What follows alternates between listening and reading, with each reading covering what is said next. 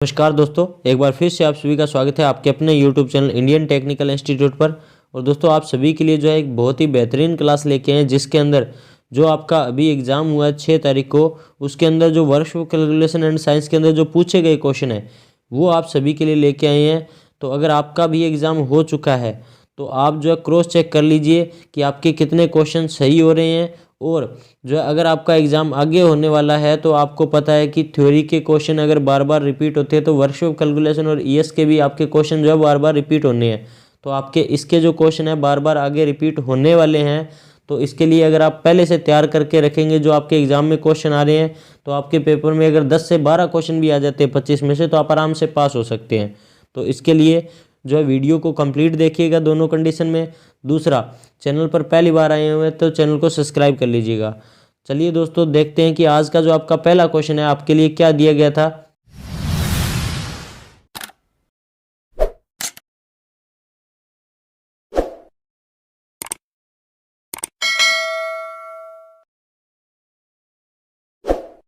तो दोस्तों, पहले क्वेश्चन के अंदर आपको दिया गया है, यहाँ पर दिया गया कि धनराशि 1,00,000 रुपये की धनराशि पर 10% की चक्रवर्ती ब्याज की वार्षिक दर से 2 साल में कितना ब्याज होगा। तो दोस्तों, यहाँ पर जो क्वेश्चन दे रखा है ना, वो थोड़ा सा क्वेश्चन गलत दे रखा है, क्योंकि इंग्लिश लैंग्वेज के अंदर इसका जो टाइम पीरियड दे रखा है वो 1 साल दे रखा है, लेकिन यहाँ पर आपका हिंदी में 2 साल दे रखा है। तो 1 साल का टाइम पीरियड होना चाहिए था। अब देखिए यहाँ पर इसका जो राइट आंसर बनेगा वो क्या बनेगा।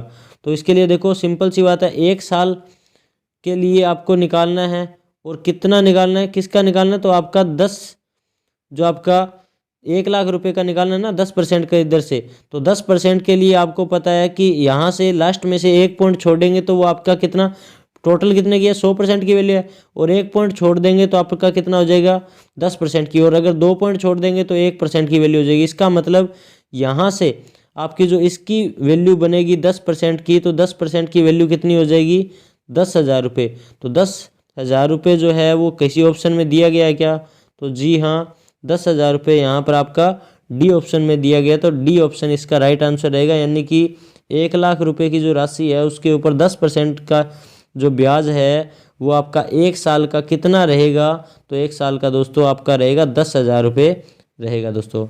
अब इसके बाद में जो है नेक्स्ट क्वेश्चन के अंदर आपसे पूछा गया है कि इनमें से प्रतिबल का अनुपात कौन सा है।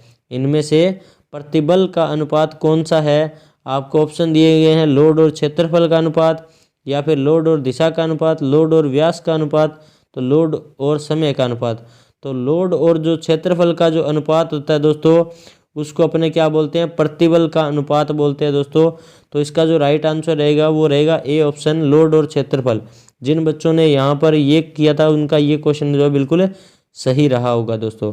अब ये जो सारे के सारे क्वेश्चन अपने लेके आए हैं, ये वही क्वेश्चन है जो आप ही में से कुछ स्टूडेंट ने हमें भेजे हैं दोस्तों। तो अगर आपके भी पेपर में इनमें से क्वेश्चन आए हुए हैं और अगर इस वीडियो के अंदर आपको मिस मिलते हैं, कम मिलते हैं, तो उसको हम नेक्स्ट वीडियो के अंदर लेके आने की कोशिश करेंगे। लेकिन उसके लिए आपको वो क्वेश्चन जो है वो हमें जो है भेजने पड़ेंगे। तो भेजने के लिए नीचे आपको जो है सभी के सभी जो प्लेटफॉर्म दे रखे हैं, इन सभी प्लेटफॉर्म पे आप हमें भेज सकते हैं। और वीडियो के लास्ट में आपको जो है इनके लिंक मिल जाएंगे और आपको डिस्क्रिप्शन में इनके लिंक मिल जाएंगे दोस्तों। अब देखिए, इसके अंदर आपके जो है नेक्स्ट क्वेश्चन के अंदर पूछा गया है कि एसपी का विस्तृत रूप है, यानी कि एसपी का विस्तृत रूप है। एसपी और सीपी दो चीज़ें होती है। देखिए, एसपी और सीपी दो चीज़ें होती है। तो एसपी और सीपी का पूरा नाम क्या पूछा गया, इसने पूछा है एसपी का पूरा नाम क्या है। तो सिलेक्टेड प्राइस है, स्पेशल प्राइस है, सेलिंग प्राइस है, सुपर प्राइस है। तो आपका जो एसपी होता है दोस्तों वो होता है सेलिंग प्राइस। और यहीं पे क्वेश्चन ये होता है कि सीपी का पूरा नाम है, तो यहाँ पे कॉस्ट प्राइस हो जाता है दोस्तों। तो ये यहाँ पर इसका राइट आंसर रहेगा दोस्तों। अब इसके बाद में नेक्स्ट क्वेश्चन के अंदर पूछा गया है कि लोहे की छड़ की लंबाई 1 मीटर है। लोहे की छड़ की लंबाई 1 मीटर है यदि 100 किलोग्राम का बल लगाया जाता है। यदि 100 किलोग्राम का बल लगाया जाता है तो छड़ की लंबाई 1 सेंटीमीटर बढ़ जाती है। तो छड़ में कितनी विकृति विकसित है। तो दोस्तों, इसका जो आंसर अगर आपको निकालना है, तो आंसर निकालने के लिए 1/, में आपको करना पड़ेगा कितने किलोग्राम का बल लगाया, 100। तो यहाँ से जब पॉइंट जो है हटाएंगे या फिर भाग देंगे तो आंसर बनेगा 0.01। और 0.01 कहीं पर है क्या आंसर? ऐसा आंसर किसी जगह पे दिया हुआ है? तो जी हाँ, अपने को जो है ये आपका आंसर दिया गया है बी में। तो यहाँ पर इसका जो राइट आंसर बनेगा वो क्या बनेगा? बी ऑप्शन इसका राइट आंसर बनेगा दोस्तों। अब इसके बाद में जो है नेक्स्ट क्वेश्चन के अंदर आपसे पूछा गया है कि स्टील की ग्रेन संरचना को रिफाइन करने के लिए कौन सी ऊष्मा उपचार प्रक्रिया की जाती है? स्टील की ग्रेन संरचना को रिफाइन करने के लिए कौन सी ऊष्मा उपचार प्रक्रिया की जाती है? तो एनीलिंग, नॉर्मलाइजिंग है, हार्डनिंग है या टेम्परिंग है? तो दोस्तों इसके अंदर एनीलिंग, हार्डनिंग, नॉर्मलाइजिंग, टेम्परिंग ये जो है ये सभी के बारे में ऊष्मा प्रचार प्रक्रिया के अंतर्गत आते हैं। तो ये जो है इसमें से इसका राइट आंसर रहेगा नॉर्मलाइजिंग। और एनीलिंग, हार्डनिंग इनके बारे में जो है हमने पिछली क्लास के अंदर जो है डिस्कस कर लिया है। पिछले जो पेपर में क्वेश्चन आए हुए थे उसमें इनका क्वेश्चन आया हुआ था, तो इनके बारे में पिछली क्लास में डिस्कस कर लिया है। तो अगर वो क्लास नहीं देखी है तो उसको भी ज़रूर देखिएगा। अब देखिए इसके बाद में जो है आपसे पूछा गया कौन सी सतह हार्डनिंग प्रक्रिया की तरह है? कौन सी सतह हार्डनिंग प्रक्रिया की तरह है? सीमेटाइड है, फेराइट है, नाइट्राइड है, टेम्परिंग है? तो दोस्तों यहाँ पर पूछा गया है कि कौन सी प्रक्रिया जो है वो हार्डनिंग प्रक्रिया के तहत है। तो देखिए यहाँ पर जो आपकी नाइट्राइजिंग है वो आपकी हार्डनिंग जो प्रक्रिया है उसकी सतह के तहत आती है दोस्तों। अब इसके बाद में नेक्स्ट क्वेश्चन के अंदर पूछा गया है कि एसपी का विस्तृत रूप है। तो ये क्वेश्चन फिर से एक बार आ गया दोस्तों। इसके अंदर इसका राइट आंसर क्या रहेगा? Selling price. अब देखिए इसके बाद में नेक्स्ट क्वेश्चन के अंदर आपसे पूछा गया है प्रॉफिट एंड लॉस स्टेटमेंट का संक्षिप्त रूप है, यानी कि प्रॉफिट एंड लॉस को किस तरीके से शो करते हैं। तो यहाँ पर आपको दिया गया है ऊपर की तरफ, तो ये जो आपका ए ऑप्शन है इसका राइट आंसर रहेगा प्रॉफिट एंड लॉस का। तो ये इसका अगर किसी बच्चे ने किया है तो इसका बिल्कुल सही आंसर रहेगा, क्योंकि अब देखो यहाँ पर प्रॉफिट एंड लॉस पी जो है आपका लॉस के साथ में दिखा रखा है, पी आर दिखा रखा है, एल एस दिखा रखा है, पी आर ओ दिखा रखा है, एल अनुपात एस पी दिखा रखा है। तो यहाँ पर प्रॉफिट एंड लॉस दिखाना था तो वो आपका ए ऑप्शन के अंदर दिखाया हुआ है, ये इसका राइट आंसर रहेगा। अब इसके बाद में नेक्स्ट क्वेश्चन के अंदर पूछा गया है कि विस्तृत अनुमान तैयार करते समय किस मुख्य कारक का ध्यान रखना पड़ता है, यानी कि विस्तृत अनुमान तैयार करते समय किस मुख्य कारक का ध्यान रखना पड़ता है दोस्तों। तो आपको जो है पूछा गया था जिसमें ऑप्शन दिए गए सामग्री का आकार का ध्यान रखना पड़ता है, सामग्री के ब्रांड का, सामग्री की मात्रा, उपलब्धता या परिवहन का, या सामग्री के स्थान का। तो ये क्वेश्चन देखो दोस्तों फिर से एक बार रिपीट हो गया, पहले जो है ये पेपर में पूछा जा चुका है क्वेश्चन, जिसके अंदर इसका जो राइट आंसर था वो सामग्री की मात्रा, उपलब्धता और परिवहन था। अब देखिए रीजन क्या है, ये क्वेश्चन क्या है, क्वेश्चन बोल रहा है कि किसी जगह से आपको कोई सामग्री जो है वो आपको बनानी है तो उसके लिए किस चीज़ की जरूरत पड़ेगी, सामग्री की मात्रा कितनी आपको चाहिए, और उसके बाद में उपलब्धता कहाँ पर वो जल्दी से मिल जाएगी, और वहाँ से लेके आने में आपको जो है कितनी कॉस्ट पड़ेगी, या परिवहन की क्या व्यवस्था है, इन सभी चीज़ों के बारे में सोचना पड़ेगा ना। तो इसका मतलब इसका जो राइट आंसर रहेगा सी। जिन बच्चों ने किया है उनका ये क्वेश्चन बिल्कुल सही रहा होगा दोस्तों। अब देखते हैं नेक्स्ट क्वेश्चन।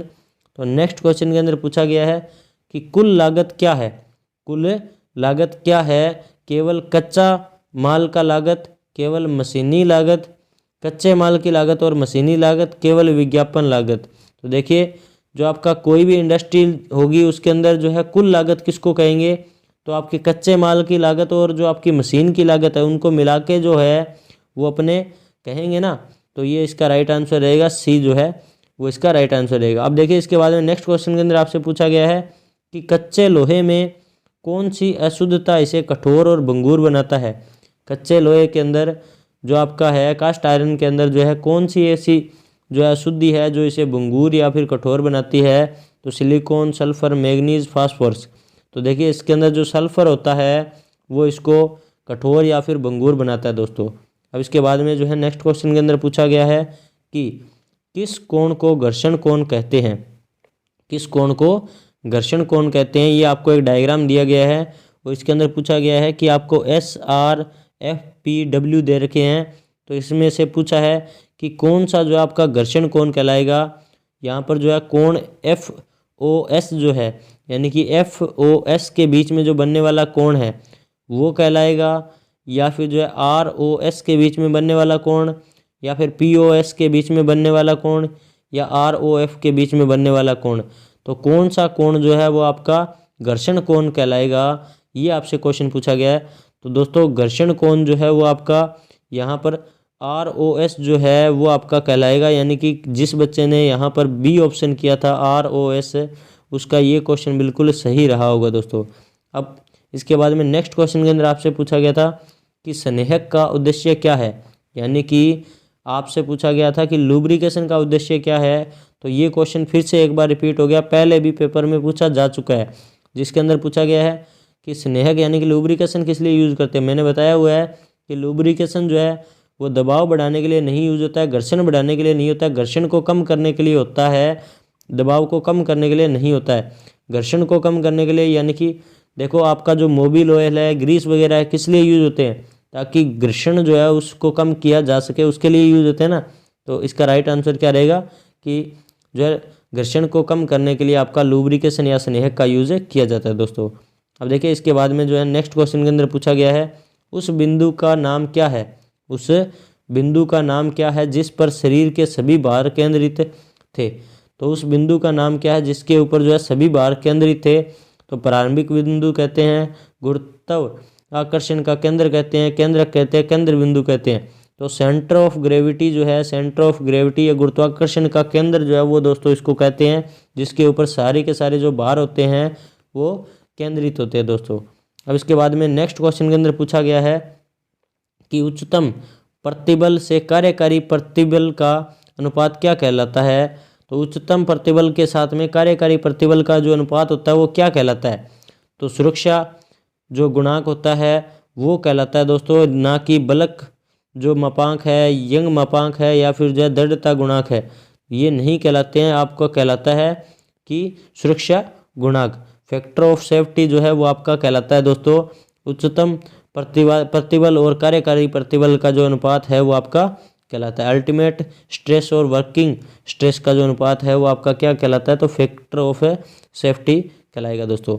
अब देखिए इसके बाद में नेक्स्ट क्वेश्चन के अंदर आपसे पूछा गया है कि शेयरिंग प्रतिबल और शेयरिंग विकृति के अनुपात को क्या कहते हैं, यानी कि शेयरिंग प्रतिबल और शेयरिंग जो आपकी विकृति है उनके अनुपात को क्या कहते हैं। प्रत्यास्थता मापांक कहते हैं, दृढ़ता मापांक, बलक मापांक या फिर प्रभाव मापांक। तो यहाँ पर इसका जो है राइट आंसर रहेगा दोस्तों बी, दृढ़ता मापांक जो है वो कहा जाता है। तो जो पहला क्वेश्चन है वो किसी और बच्चे की जो है शिफ्ट के अंदर आया हुआ था, और ये क्वेश्चन जो है किसी और बच्चे की शिफ्ट में आया हुआ था। ये दोनों अलग अलग शिफ्ट में आए हुए क्वेश्चन थे। तो आपके पेपर में भी ऐसा क्वेश्चन आ सकता है, तो आप थोड़ा सा इनको ध्यान से नोट करके रखिएगा। अब देखिए इसके बाद में प्रतिबल और विकृति के अनुपात को क्या कहते हैं। तो प्रतिबल और विकृति के अनुपात को क्या कहते हैं, प्रभाव बिंदु, सुरक्षा गुणांक, यंग मापांक, पॉइसन अनुपात। तो दोस्तों यहाँ पर जो है पूछा गया कि प्रतिबल और विकृति के अनुपात को क्या कहा जाता है। तो यंग मापांक जो है दोस्तों, यंग मापांक प्रतिबल और विकृति का जो गुणांक होता है उसको कहा जाता है दोस्तों। अब देखिए इसके बाद में नेक्स्ट क्वेश्चन के अंदर आपसे पूछा गया है कि सभी अलॉयड और अनअलॉयड स्टील के लिए कौन सी उपयुक्त नाइट्राइडिंग प्रक्रिया है। तो सिल्वर नाइट्राइडिंग है, या फिर साल्ट बाथ में नाइट्राइडिंग है, या फिर केचुइंग टैंक में जो है नाइट्राइडिंग है, या गेस्ट नाइट्राइजिंग है। तो यहाँ पर जो है आपका इसका राइट आंसर रहेगा दोस्तों साल्ट बाथ में नाइट्राइडिंग जो है वो आपका इसका राइट आंसर रहेगा। अब इसके बाद में नेक्स्ट क्वेश्चन के अंदर आपसे पूछा गया है कि हार्डनिंग करते समय 10 mm मोटी धातु के टुकड़े के लिए जो है सोकिंग जो जोन में सामान्य रूप से कितना समय लगता है। तो देखिए आपसे पूछा गया है कि हार्डनिंग करते समय 10 mm मोटी अगर कोई धातु की तार है या टुकड़ो है तो उसमें सोकिंग कर अंदर जो है कितना टाइम लगेगा नॉर्मली। तो लगभग जो है उसके अंदर दोस्तों 5 मिनट का टाइम लगता है, ना कि 10, 15, 20 मिनट का टाइम लगता है, 5 मिनट का टाइम लगेगा बस। इसके बाद में नेक्स्ट क्वेश्चन के अंदर पूछा गया है कि टेम्परिंग प्रक्रिया करते समय एक धातु के टुकड़े को 250 डिग्री सेंटीग्रेड पर गर्म किया जाता है, तो उस धातु के टुकड़े का रंग जो है क्या होगा। तो देखिए आपसे पूछा गया है कि एक धातु के टुकड़े को अगर टेम्पर करना है और 250 डिग्री सेंटीग्रेड तक गर्म करते हैं तो उसका जो कलर है वो क्या हो जाता है, नीला हो जाता है, भूरा हो जाता है, बैंगनी हो जाता है या पीला हो जाता है। तो दोस्तों भूरा हो जाता है। अब कोई धातु की तार है उसको टेपर करना है, यानी कि आगे से तीखा करना है, और गर्म कर रहे हो तो गर्म करते करते आप देखते हो ना लाल कलर के अंदर हो जाती है लगभग, तो वो लाल नहीं होता, लगभग भूरे कलर के अंदर हो जाता है दोस्तों। अब इसके बाद में जो है नेक्स्ट क्वेश्चन के अंदर पूछा गया है लाभ क्या है। तो लाभ क्या है, विक्रय मूल्य माइनस क्रय मूल्य है, क्रय मूल्य माइनस विक्रय मूल्य है, विक्रय मूल्य माइनस क्रय मूल्य है, या क्रय मूल्य माइनस विक्रय मूल्य है। तो दोस्तों यहाँ पर देखिए आपसे ये पूछा गया था कि विक्रय मूल्य माइनस क्रय मूल्य, क्रय मूल्य माइनस विक्रय मूल्य, विक्रय मूल्य माइनस क्रय मूल्य, या क्रय मूल्य माइनस विक्रय मूल्य है। तो यहाँ पर आपको जो है देखिए सिंपल सी बात होती है कि लाभ क्या चीज़ होती है, किसको बोलते हैं लाभ। तो अपने कोई सामान लेके आते हैं, तो अगर सस्ता लेके आके जब महंगा बेचेंगे तभी तो लाभ होगा ना। इसका मतलब जो आपने बेच रहे हैं उसमें से अगर मैं जो खरीद के लाया था तो वो वाली जो वैल्यू है वो घटा दूंगा तो मेरा आपका जो लाभ है वो आ जाएगा। तो इसका मतलब देखो जो बेच के आए थे यानी कि जो आपका सेलिंग प्राइस था, ठीक है ना, उसमें से जो आप खरीद के लाए थे वो आपने अगर घटा दिया, कॉस्ट प्राइस वो आपने अगर घटा दिया तो आपके पास कितना लाभ हुआ वो वाली वैल्यू निकाल सकते हैं ना। तो लाभ क्या है, तो विक्रय मूल्य माइनस क्रय मूल्य जो होगा उसको अपने क्या कहेंगे दोस्तों, लाभ कहेंगे।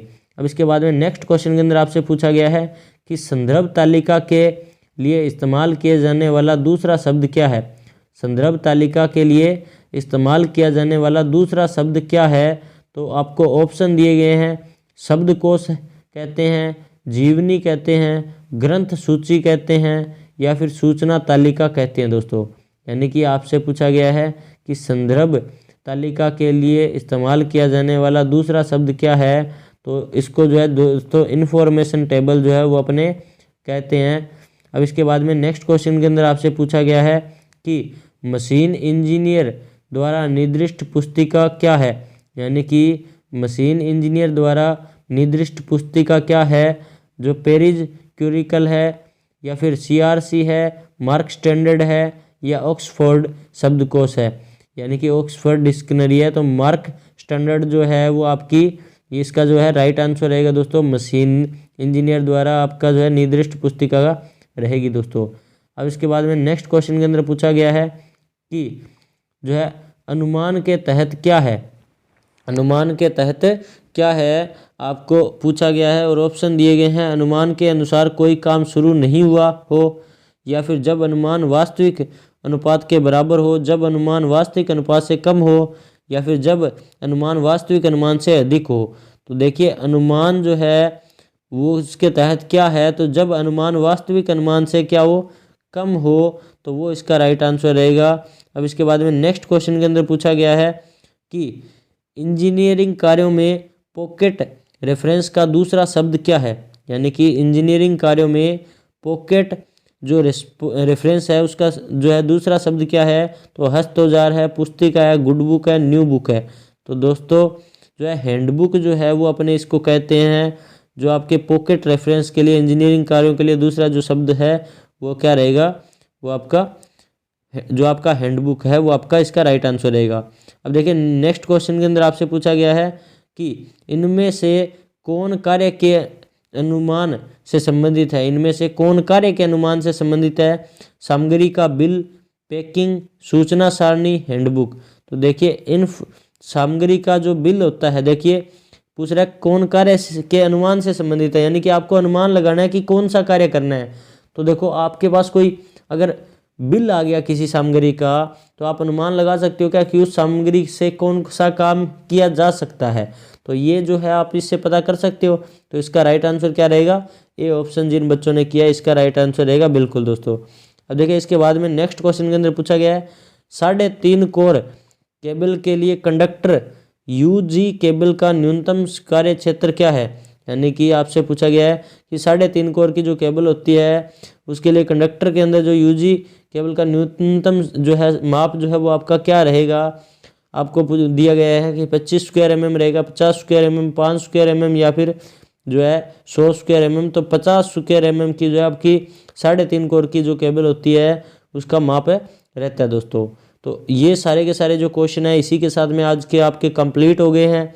उम्मीद करता हूँ कि सारे के सारे क्वेश्चन आपको समझ में आ गए हैं और वीडियो आपको अच्छी लगी है। तो वीडियो अगर आपको अच्छी लगी है और आपके लिए नॉलेजेबल रही है तो वीडियो को लाइक कीजिए और कोई सुझाव हो या फिर आपके पास जो है कोई चीज़ पूछनी हो तो नीचे कमेंट सेक्शन के अंदर कमेंट कर सकते हैं। और आपके पेपर में जो आए हुए क्वेश्चन है या आपके आगे आने वाले पेपर में क्वेश्चन आते हैं तो वो क्वेश्चन जो है वो आप हमें इसी जो आपको व्हाट्सअप नंबर दिख रहा है इसके ऊपर भेज सकते हैं। और अगर आपको एम्प्लॉयबिलिटी स्किल की क्लासेस चाहिए तो एम्प्लॉयबिलिटी स्किल की जो क्लासेस है वो हमने ऑलरेडी अपलोड कर रखी है इसी चैनल के ऊपर। जो आपको एम्प्लॉयबिलिटी स्किल सेकेंड ईयर के नाम से आपको एक प्ले लिस्ट मिल जाएगी जिसके अंदर सारी की सारी क्लासेज आपको मिल जाएगी स्टेप बाय स्टेप, उसके अंदर सारी की सारी क्लासेज आपको प्रोवाइड करवाई हुई दोस्तों। और जो है अगर आप वहाँ से क्लासेस देखेंगे तो आपका आराम से ईजी तरीके से मैं कहता हूँ कि आपका सेकेंड ईयर का एग्ज़ाम क्लियर हो जाएगा। तो आप कंटिन्यूसली सारी की सारी क्लासेस देख के जाइएगा और जितने भी एग्ज़ाम रिव्यू होते हैं वो देख के जाइएगा। रीज़न क्योंकि आपके पेपर में जो क्वेश्चन है आपको पता है बार बार रिपीट होते हैं, तो ये जो है रिपीट होने के कारण आपके पेपर में कौन से क्वेश्चन आ सकते हैं उसका आपको पता लग जाएगा पहले ही। तो वीडियो अगर आपको अच्छी लगे तो लाइक कमेंट ज़रूर करना है और दोस्तों के साथ में अपने जितने भी व्हाट्सएप में शेयर ज़रूर करना है कि आंसर की आ गई है। और तीसरी चीज़ आपको क्या करना है तो आपको चैनल सब्सक्राइब करना है क्योंकि आगे आने वाली जो क्लासेज रहेगी उनके नोटिफिकेशन आपको उसी से मिलेंगे अगर आपका चैनल सब्सक्राइब होगा। दोस्तों मिलेंगे आप सभी से एक नेक्स्ट वीडियो में, तब तक के लिए जय हिंद जय भारत दोस्तों।